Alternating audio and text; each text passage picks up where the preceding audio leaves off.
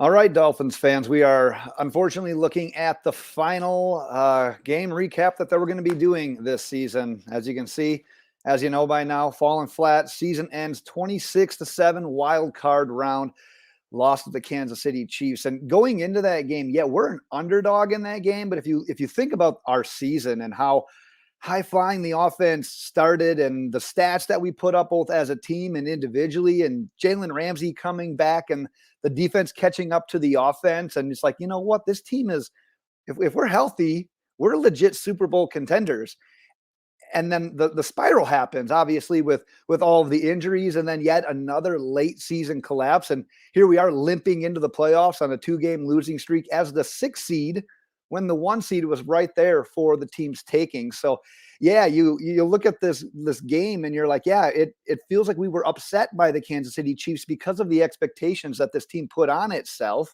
And if you hear about Mike McDaniel, what he says in the Hard Knock videos, it's like, the media wasn't necessarily picking the Dolphins to have this great season. They thought they'd be good playoff contenders, but because of what the team did and the position they put themselves in going into that final 2-3 game stretch, yeah, you feel upset right now and you feel disappointed. And yeah, I'm right there with you. And we've got a lot of things that we need to get to in this game. So it's what it falls into the category of, this is one of those videos you definitely just don't want to make, but here we are as our season comes to an end on Saturday night. Before I jump into everything, I do want to hear from you. First and foremost, if you haven't gotten subscribed yet, please do so. That would be great. But also just let me know your thoughts, your top takeaways.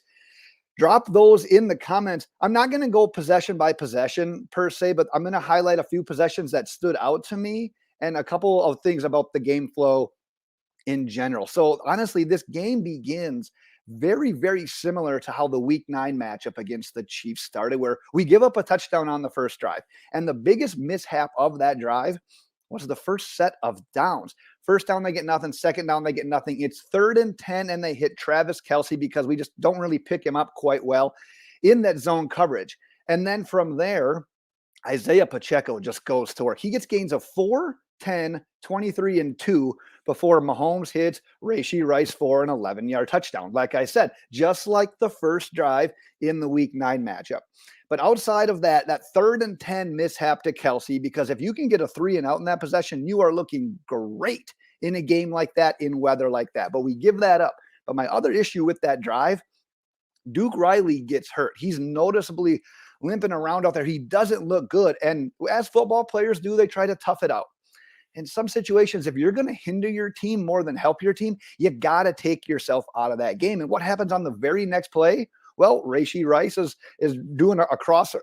He's running a crossing route over the middle. Duke Riley doesn't have any ability to be able to pick him up. Boom, you give up a touchdown reception just like that. So that's my issue right there with that first drive. But then, as was the case for the entire night, our offense failed to respond. As we got 1 yard on both first and second down. We get a false start on a 3rd and 8.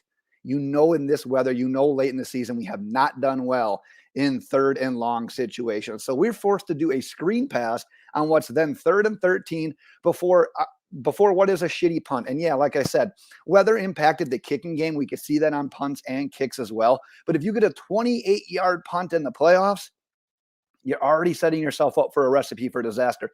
So you just gave up a touchdown. You just had a 3 and out, and now you had a 28-yard punt. And then once again, which was probably a good thing, because similar to week 9, our defense settled in. We forced a 3 and out on our own, and then moving offensively, we actually get some decent movement. We find ourselves, though, this is another one of those key moments of the game. It's early in the game, but it's a 3rd and inches. We pick up the 3rd and inches. But there's an illegal formation on the play. It backs us up 5 yards, and every single thing changes because the absolute next play, Tua throws an interception high over Jaylen Waddle's head. Obviously, you got a turnover right there. We'll talk more about that play a little bit later in the video as well. So the defense then follows up with what it did basically the majority of the night, and it's the motto. It was the motto all season with Vic Fangio. It's bend but don't break. You make Kansas City settle for a field goal. So now we're down 10-0 before the Dolphins found the scoreboard for the first. And Unfortunately, only time. And that was via Tyreek Hill, as it's been all season. Tied the NFL league with 13 touchdown receptions and a great play by him. He actually draws pass interference on the play, but it doesn't matter because he fights back to the ball. He catches the underthrow, makes a couple of guys miss, breaks a tackle. He's into the house for 53-yard touchdown. It's 10-7 Kansas City. And you're not feeling great because that play was manufactured on like a 2-play drive. So we weren't really sustaining drives. We weren't really earning it. Regardless, we got the points. And in that game, you felt, hey, points are going to be at a premium here. We'll take them however you can get. So you're only down 3 after all that stuff that had already happened to you. Defense hits the field. Once again, it's bend but don't break. And we actually did break on that. We gave up a touchdown on that possession, but it was called back due to a holding call. And then we got an absolutely, which felt huge at the time, pass deflection at the line of scrimmage from Zach Sealer. You forced Kansas City into their second field goal. We're now still within one possession. It's 13-7. Now this next possession, this was the possession that was super crucial, at least in my opinion. We had gotten the ball down to the Kansas City 44-yard line, and it was essentially Raheem Mostert the entire way. He had gains of 8, 4, 3, and 6. That's not popping by any means, but in this game, that's positive yards. That's getting you in the opportunity to move the sticks. So we're 3rd and 1 at the 44. Rather than staying on the ground with Mostert, which, yeah, it felt obvious, but they weren't stopping at that point in time, we swing a pass out to him where the wide receivers are already setting up blocks, and Raheem Mostert is quite honestly the only option, the only player to go to on that play. So there's a little bit of a miscommunication between Tua and Mostert. Tua throws it where he leads Mostert, thinking he's going to be able to catch it more on the run and get upfield. Mostert looks like he was just ready to catch it in like a standstill spot and then be able to create after that. Regardless, it doesn't work out. We're now 4th and 1. So now you're 4th and 1. We go for it, which I'm all about. I like going for it in that situation. No issues there. But once again, rather than trying Mostert or Jeff Wilson up the middle, we attempt to pass like we have done all season in these 3rd and short situations, 4th and short situations. Initial read's not there. Tua gets flushed from the pocket. He tries to hit Tyreek Hill. Pass is broken up. It's a turnover on downs. This drive, this turnover on downs, like I said, was a perfect example of some of our biggest beef with Mike McDaniel so far. Well, I can't say so far this season, throughout this season. And that's the fact that there's no faith whatsoever in these short yardage situations. Mostert was owning the drive is a little aggressive, but he was doing what needed to be done to move the chains on that drive. And yeah, we still technically went to Mostert on 3rd down, but why not run that ball up the middle, knowing that you're going to go for it on 4th down anyways? You essentially have 2 chances to plow the ball up the middle for a yard. It's a very frustrating part of the game, and it 100% needs to be a point of emphasis this offseason. Regardless, I digress. It was a huge part of the game. Defense does its bend but don't break thing once more. We allowed the 3rd field goal of the half at 16-7 at the break. Now, the first drive of the second half highlighted yet another issue that we had this year, and that was coming out of halftime, starting the ball with the 3rd quarter and not getting a thing. You are down 9 points in this situation, like I said, where points are going to be at a premium. You needed to respond right here. I think we got 6 yards. That possession. We went 3 and out. So we end up giving one more field goal up in the 3rd quarter before what I consider to be one more backbreaking situation that comes up, which essentially ices the game for Kansas City at that point in time. So it's the 4th quarter. Let's paint this picture a little bit. We're down 12. Kansas City is driving. You can live with giving up a field goal attempt here. You'd still be within 2 possessions, being a 15-point game. A touchdown, it's going to end your season. A touchdown at this point ends your season. We've got Kansas City at 3rd and 20 at our 27. So it would have even been a longer field goal as well. Christian Wilkins gets the roughing the passer call, and it's against Patrick Mahomes. And yeah, we're going to make a deal about that as well. Was it a questionable call? Sure. However, in that situation, in a game of this magnitude, you need to be smarter in that situation. I know that defensive linemen, edge rushers, whoever it is, they always want to get a hand on the quarterback. You want to make them feel your presence. You didn't need to shove him right there. You need to take some accountability. You need to understand the bigger picture in the situation there. You didn't need to make that play. So regardless, the call is made. Kansas City goes in for 6. It's a 3-yard Isaiah Pacheco run. Like I said, that puts the game on ice. So with that, your season comes to an end. And like I said, while we had 11 wins and we made the playoffs, which typically for a Dolphins season, if you look at the last couple of decades, hell of a season. Good job, guys. But there's not a Dolphins fan watching this video that didn't think that this season felt different. And maybe there are, I don't want to speak for all of you, but it just felt different this year. So like this bullet point says here, this headliner says, it kind of leaves you with more questions than answers. So like I said, we'll have plenty of time to discuss the offseason. So I don't want to go too deep into that right now. So let's focus on Saturday night here. How many times, I already brought this up once, how many times can we get killed on crossing routes throughout the season? How many times will Eli Apple and Duke Riley continue to get picked on by opposing teams, offensive coordinators, head coaches, quarterbacks? What happened to Kader Kohou in coverage tonight? He's had some lapses throughout the season, but he's also had some strong moments throughout the season. What the hell happened tonight?